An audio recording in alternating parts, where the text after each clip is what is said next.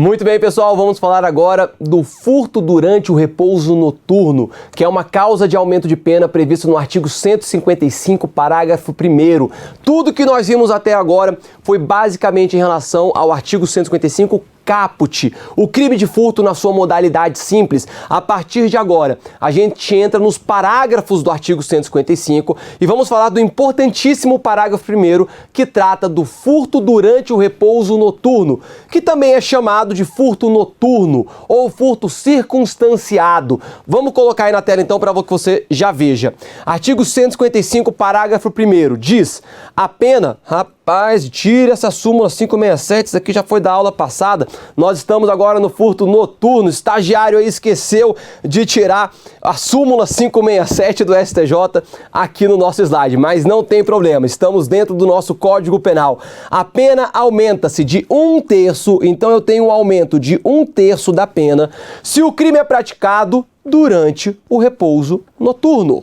Então, esta situação vai ser chamada de furto durante o repouso noturno, que também é chamado simplesmente de furto noturno ou de furto circunstanciado. E quando nós falamos de furto circunstanciado, de um crime circunstanciado, significa que é uma modalidade que vai ter um aumento de pena.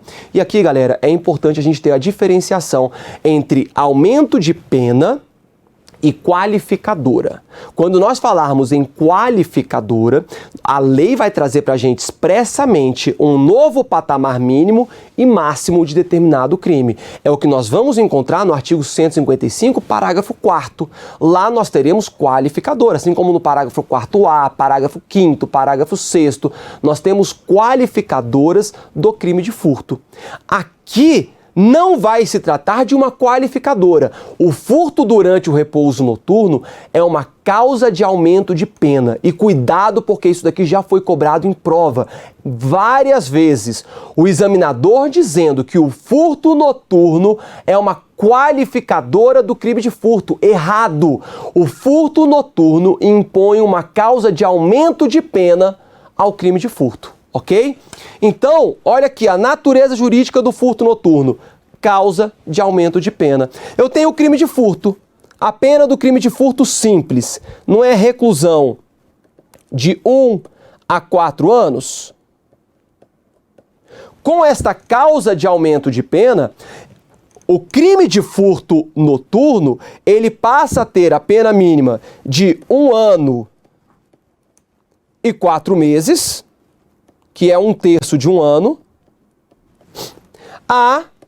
e aí 1/3 de 4 anos eu não vou saber de cabeça, mas vai ser 4 anos mais 1/3. Ok, pessoal? Vai dar aí 5 anos e alguma coisa. Reparem, portanto, lembra que nós falamos em relação ao furto simples que era admitida a suspensão condicional do processo? Já no furto noturno, não se admite a suspensão condicional do processo, porque a pena mínima do furto noturno vai ser 1 ano e 4 meses. Lembra que nós falamos também que era possível o delegado de polícia arbitrar fiança na esfera policial? Quando nós tivéssemos o crime de furto simples, porque a pena máxima não é superior a 4 anos, já no crime de furto noturno, como a pena do furto noturno vai ser maior do que 4 anos, se houver uma situação flagrancial de furto noturno, o delegado de polícia não pode arbitrar fiança na esfera policial. Somente o juiz na audiência de custódia é que poderá vir a arbitrar fiança.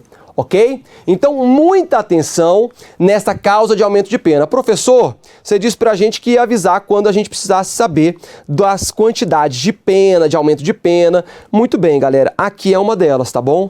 É importante, sim, sabermos que o crime de furto, ele tem um aumento de pena de 1/3.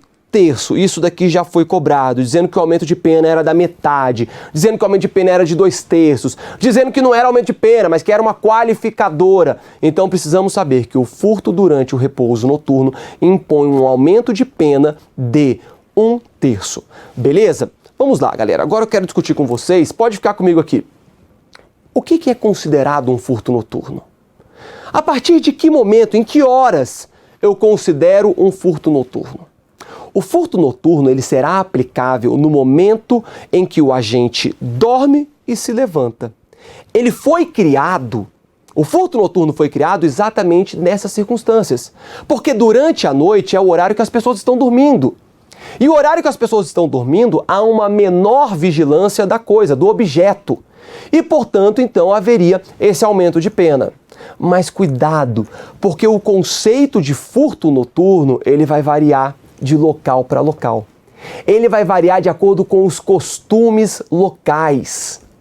Se você pega uma cidade do interior, provavelmente uma cidade assim, onde as pessoas trabalham muito na fazenda, né, na roça, talvez às 10 horas da noite todo mundo já está dormindo.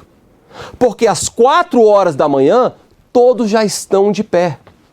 Talvez nessa cidade, e eu estou falando talvez, porque isso daqui é algo que vai ser analisado pelo juiz no caso concreto, se será aplicado ou não o aumento de pena do furto noturno. Porque ele vai ter que analisar os costumes locais, os costumes do local onde foi praticado o crime de furto.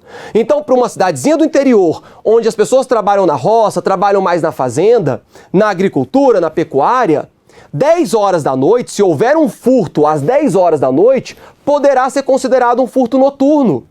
Entretanto, nesta mesma cidade, se houver um furto às 5 horas da manhã, em que a maioria da população já está de pé, não poderemos considerar um furto noturno. Ah, professor, mas já estava à noite. Galera, isso daqui não tem relevância no furto noturno. O furto noturno, ele não vai levar em consideração se está escuro ou não. Aqueles conceitos que são estudados lá no direito processual penal, a partir de que momento pode haver o cumprimento de um mandado de prisão? Ah, tem o critério físico-astronômico, é do momento em que o sol se põe até o momento em que o sol se nasce, isso é à noite, não pode haver a violação domiciliar, ainda que com mandado de prisão. Esses são conceitos estudados, e isso está certo, mas é estudado lá no direito processual penal. A nova lei de abuso de autoridade trouxe uma regra específica também. O mandado de busca e apreensão domiciliar não pode ser cumprido entre as 21 horas e as 5 horas da manhã. Esse é um conceito trazido lá na nova lei de abuso de autoridade, Lei 13.869. Legal! Mas nós aqui estamos falando do furto noturno, não estamos falando de abuso de autoridade, não estamos falando de direito processual penal. Então, esqueçam aqueles conceitos de noite, aqueles conceitos de horário de cumprimento de mandado de prisão, de mandado de busca e apreensão domiciliar, no que tange ao furto noturno. O furto noturno, ele terá um horário variável a depender dos costumes locais. Eu falei de uma cidade do interior. Vamos agora para São Paulo, onde as pessoas dormem bem tarde, em que 11 horas da noite as ruas estão lotadas de pessoas ainda. Se eu tiver um furto às 11 horas da noite em São Paulo, será considerado um furto noturno? Depende, o juiz vai analisar. Mas eu particularmente acredito que não. Porque às 11 horas da noite em São Paulo não é um horário considerado que as pessoas já estão no seu repouso, já estão dormindo. Quem mora em São Paulo, eu já tive a oportunidade de morar em São Paulo, às 11 horas da noite era um mega engarrafamento. As pessoas voltando, muitos do trabalho, voltando das faculdades. Então, o conceito de repouso noturno é variável, vai levar em consideração o costume local. Professor, mas me dá um horário, por favor. O aluno sempre pede, né? Me dá um horário, eu preciso ter um norte. Não tenha. A prova não vai te perguntar determinada hora é considerado noturno ou não. Ela vai falar que sim, que o repouso noturno será variável de acordo com a localidade e que levará em consideração os costumes locais. Beleza? Na tela. Então, o que vai ser o repouso noturno? É o intervalo entre o momento que a pessoa se deita e se levanta. Ah, professor, mas eu me deito todos os dias às 19 horas. Eu moro em Fortaleza. Eu deito todo dia às 19 horas. E furtaram a minha residência enquanto eu dormia às 20 horas. Isso vai ser considerado repouso noturno? Não, porque nós vamos levar em consideração não o horário em que você estava dormindo, em que você estava no seu repouso noturno, mas sim o horário do costume local, das pessoas em geral. E isso só pode ser avaliado pelo juiz. Ok, galera? Então vamos lá. Mas esse repouso noturno, portanto, é o intervalo entre o momento que a pessoa se deita e se levanta. Ele é variável de acordo com os costumes locais, já falamos. Ele não pode ocorrer durante o dia. Vamos supor que você trabalhe de plantão ou conheça alguém que trabalhe de plantão. E essa pessoa que trabalha de plantão trabalha todas as noites e dorme durante todos os dias. O ladrão tem conhecimento. Olha, esse cara vai estar dormindo durante o dia capotado depois de trabalhar a noite inteira. Então o ladrão ingressa naquela residência, comete um furto enquanto a vítima está dormindo, porque ele sabe que a vítima dorme durante o dia. Professor, nesse caso, incide o repouso noturno? Não, pessoal, não vai incidir. Ok? Mais uma vez, nós não vamos levar em consideração as características específicas do sujeito passivo, mas sim dos costumes locais. Fechou? Atenção! O furto noturno aplica-se a estabelecimentos comerciais, ou seja, se alguém subtrai um estabelecimento comercial, aqui é a fachada, tá bom? A loja. Alguém subtrai esse estabelecimento comercial às 3 horas da manhã. Acho que em qualquer lugar vai ser considerado repouso noturno, às 3 horas da manhã, 2 horas da manhã, mas tudo bem. Mas vamos dizer então que às 3 horas da manhã, alguém subtraiu objetos que estavam dentro desse estabelecimento comercial. Eu aplico o furto noturno ou não, professor? Sim, você aplica. Ué, professor, mas eu achei que furto durante o repouso noturno aplicava-se somente quando o furto era praticado na residência da vítima. Errado. Não é não, tá bom? O furto durante o repouso noturno, ele existe porque o repouso noturno é um horário em que há menos vigilância.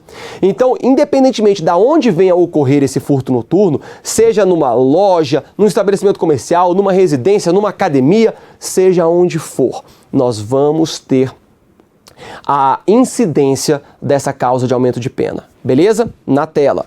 O furto noturno aplica-se a recintos abertos, como, por exemplo, um veículo que foi furtado em via pública. Então vamos lá, agora um carro foi furtado em via pública às 3... Olha que carro bonito, hein? É um conversível, beleza? Foi furtado às 3 horas da manhã numa via pública. Eu aplico ou não aplico o furto durante repouso noturno? Sim, eu aplico. Não precisa ser praticado esse crime num recinto fechado. E galera, essas duas perguntas que eu coloquei para vocês aqui, isso daqui despenca em prova.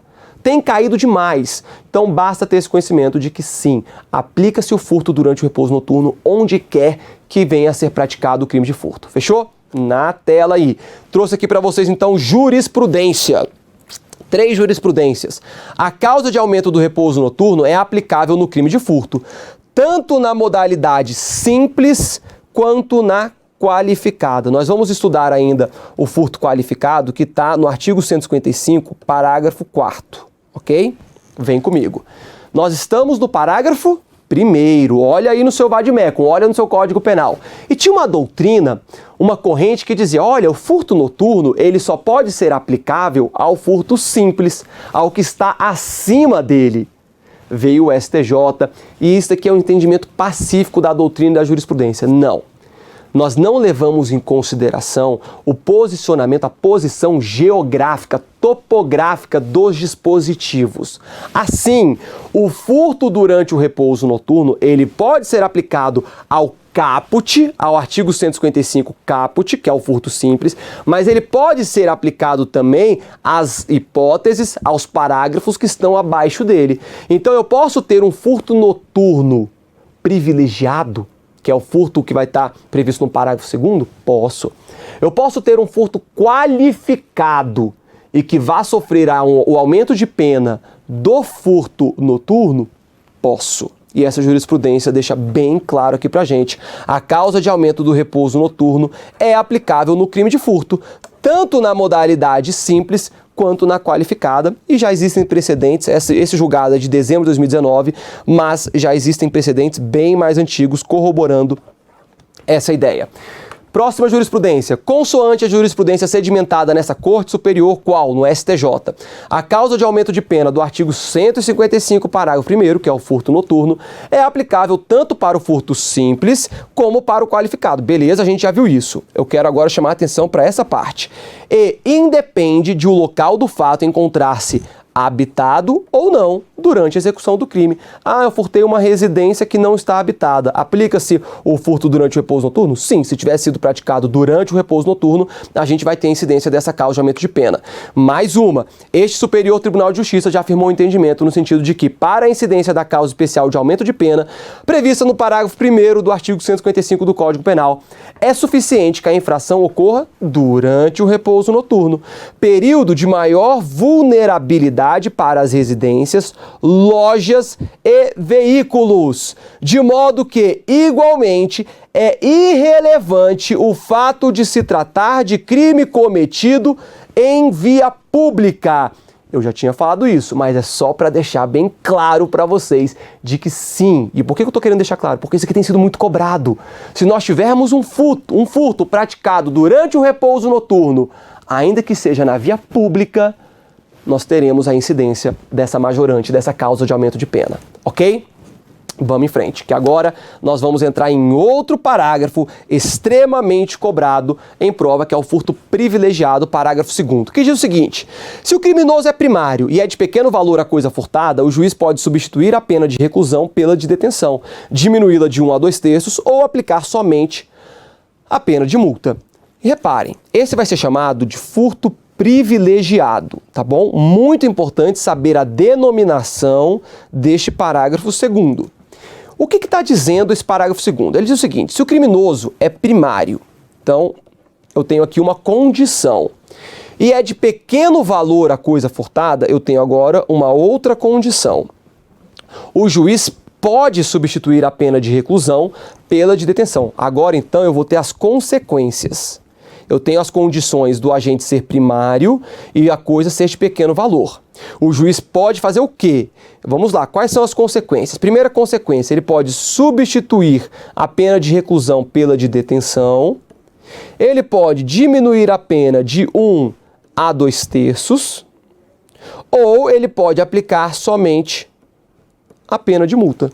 3 consequências caso o furto seja praticado por um agente primário e seja de pequeno valor a coisa furtada. São dois requisitos e 3 consequências possíveis. Pessoal, muita atenção. A gente lê aqui essa expressão pode, tá bom? Pode. Se o criminoso é primário e é de pequeno valor a coisa furtada, o juiz pode substituir e fazer essas determinadas consequências. Muita atenção. Apesar da lei ter utilizado a expressão pode, esta expressão deve ser lida como deve. Não há discricionariedade ao juiz no que tange à aplicação de pelo menos um desses benefícios. Então, reconhecido o furto privilegiado, reconhecido que o furto foi praticado por um agente primário e que a coisa era de pequeno valor, o juiz deve obrigatoriamente aplicar ao menos uma dessas consequências, ok? O pode, a discricionariedade do juiz será somente em relação a qual ou quais ele vai aplicar no caso concreto. Então, qual consequência ele vai aplicar, o juiz ele pode decidir. Mas o juiz deve aplicar ao menos uma dessas consequências caso seja reconhecido o furto privilegiado. Portanto, nós vamos dizer que é um direito subjetivo do réu de ter o furto privilegiado reconhecido e ter aplicado a ele um desses benefícios, ok? Mas não acabou não, que a gente tem que ver muita coisa aqui nesse furto privilegiado. Vamos lá então. Eu trouxe aqui agora nesse slide, de maneira mais objetiva, os requisitos e as consequências. Muito bem, primeiro requisito, o agente tem que ser um agente primário. O que é um agente primário? É um agente que não é reincidente. Ah, professor, isso é óbvio. Sim, mas o conceito de reincidência, e vocês podem anotar o artigo 63 do Código Penal, que vai explicar pra gente o que é reincidência, ele tem que ser analisado com cuidado. O agente ele somente será considerado reincidente se ele pratica um crime após ter sido condenado por sentença transitada em julgado anterior. Então, se o agente tem várias passagens policiais e pratica um crime de furto, ele pode ter o furto privilegiado reconhecido a ele? Ele é considerado primário? Sim, porque passagens policiais não vão configurar a reincidência. O que configura a reincidência é se ele vier a praticar um novo crime após já ter sido condenado por uma sentença irrecorrível, uma sentença transitada em julgado, ok? Então eu preciso do agente primário e eu preciso que a coisa subtraída seja de pequeno valor. Beleza, professor, e o que é uma coisa de pequeno valor? A jurisprudência tem um entendimento que coisa de pequeno valor é aquela que não excede um salário mínimo. Professor, subtrair um aparelho celular pode ter reconhecido ao agente o furto privilegiado caso ele seja primário? Depende. Se você furta um aparelho celular antigão, aquele grandão, um velho, mais barato, é possível que um aparelho celular custe menos de R$1.000. Existem vários aparelhos celulares que custam menos de R$1.000. Entretanto, se o agente subtrair um iPhone 11, 12, seja lá o que for, não é possível o reconhecimento do furto privilegiado. Por quê? Porque esse iPhone é um aparelho celular que custa muito acima de um salário mínimo, ok? Então, o que é considerado de pequeno valor, a lei não traz pra gente. Esta é uma construção da doutrina e da jurisprudência, em dizer, olha, podemos considerar de pequeno valor aquilo que não excede um salário mínimo. Se ficar abaixo de um salário mínimo ou até um salário mínimo, o valor da coisa subtraída, podemos sim ter reconhecido o furto privilegiado. Beleza? E aí quais são as consequências? Eu posso ter a substituição da pena de reclusão pela de detenção. Lembra que o crime de furto, ele não tem pena de reclusão? O furto simples, ele tem a pena de reclusão de 1 a 4 anos. Vamos supor que o juiz condene, tá bom? Praticou furto? Praticou.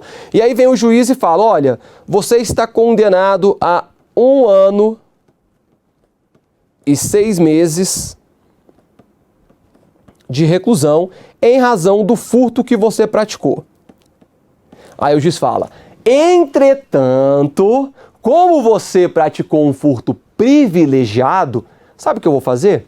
Essa sua pena de reclusão de 1 ano e 6 meses, eu vou substituir pela pena de detenção de 1 ano e 6 meses. Ok? E o rigor carcerário, o rigor penitenciário na pena de detenção é bem menor. Então é um privilégio, é um benefício dado ao agente, a substituição da pena de reclusão pela pena de detenção. Muito bem. Eu tenho ainda a possibilidade da diminuição da pena de 1 a 2/3. Então o juiz pode falar, olha, eu te dei a pena de 1 ano e 6 meses, que são aqui, essa pena aqui, né? Que são 18 meses. Eu vou reduzir a sua pena em 1/3, tá bom? Eu vou reduzir a sua pena em 1/3 e, portanto, agora você vai cumprir somente 12 meses. O juiz ele pode, então, diminuir a pena de 1 a 2/3. Reparem, por que eu coloquei em parênteses aí para vocês que essas duas primeiras consequências são cumuláveis? Porque o juiz ele pode cumular. Vamos voltar aqui, ele não tinha dado a pena de 1 ano e 6 meses de reclusão, ele pode aplicar essas duas consequências juntas. Então, aquela pena que era para ser de 1 ano e 6 meses de reclusão, ele primeiro substitui e fala, olha, vai ser 1 ano e 6 meses não de reclusão, vai ser 1 ano e 6 meses de detenção.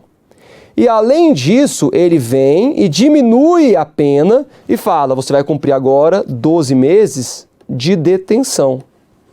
Repare então que o agente saiu de 1 ano e 6 meses de reclusão para 12 meses de detenção, ok? Essas são as consequências, essas duas consequências, o juiz pode aplicar ambas juntas, são cumuláveis. A terceira consequência não é cumulável, olha aqui, aplicação única da pena de multa. Então o juiz fala, olha, você foi condenado a 1 ano e 6 meses de reclusão, entretanto, aqui olha, 1 ano e 6 meses de reclusão, entretanto, como eu vou reconhecer para você o furto privilegiado, eu vou converter esse 1 ano e 6 meses de reclusão em multa. E você vai pagar somente multa. Beleza? Então essas são as consequências do furto privilegiado e ali acima os requisitos do furto privilegiado. Galera, são somente 2 requisitos: agente primário e coisa de pequeno valor. E são três consequências, 3 aplicações que o juiz pode dar diante do reconhecimento do furto privilegiado. Muito bem. Pergunta: agente com várias passagens na polícia pode ser beneficiado pelo privilégio do furto? Já falamos sobre isso, não falamos? Sim, pode, uma vez que passagens policiais, ocorrências registradas contra ele, eventualmente até mesmo prisões em flagrante em que o agente ainda não foi condenado, não configuram reincidência. Então, o agente com várias passagens policiais pode sim ser beneficiado pelo privilégio do furto. Vamos outra. O sujeito ativo ou agente do crime tem direito subjetivo aos benefícios do furto privilegiado? Já falamos também sobre isso, não falamos? Sim! Apesar do termo pode, o juiz deve fazer incidir ao menos uma das consequências benéficas do furto privilegiado, desde que, obviamente, reconhecido que houve os requisitos do furto privilegiado, que se trata de um agente primário e que a coisa furtada é de pequeno valor. Na tela. É possível combinar o furto privilegiado e o furto noturno? Olha só, eu tenho o furto privilegiado, que são 3 consequências que eu posso vir a ter, e o furto noturno. Ou seja, eu estou falando de um agente primário que furtou uma coisa de pequeno valor, mas esse furto foi praticado durante a noite, durante o repouso noturno. O furto primário, a gente viu, vão ter 3 consequências, não é isso?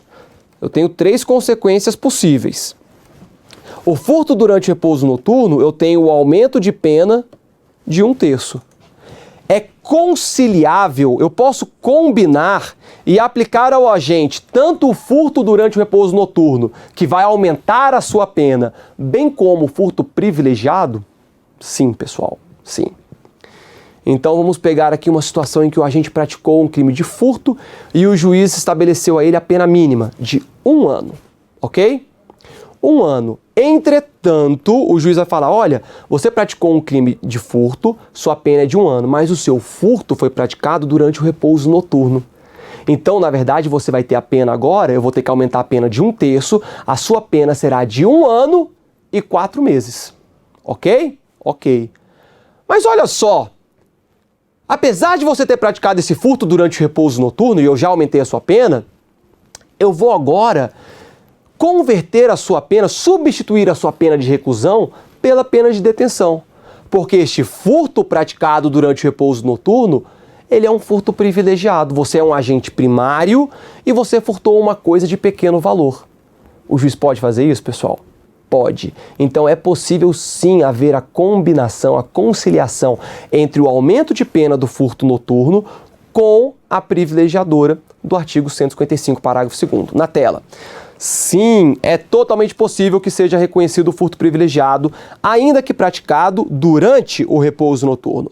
O juiz deverá aplicar a causa de aumento de pena do furto noturno e, posteriormente, aplicar ao menos um dos benefícios do furto privilegiado. É o que nós conversamos aqui, beleza? Vamos em frente, porque agora vem uma grande polêmica, desculpa, que é a diferença entre furto privilegiado e princípio da insignificância. Cuidado, pessoal, porque quando a gente fala de furto privilegiado, nós não estamos falando do princípio da insignificância. O princípio da insignificância, ele vai exigir outros requisitos. Para que haja o furto privilegiado, eu preciso do agente primário e da pequena, e a coisa tem que ser de pequeno valor, ok? Já para que eu tenha o princípio da insignificância, outros requisitos são exigidos. Mas vamos falar sobre isso no próximo bloco. Até lá!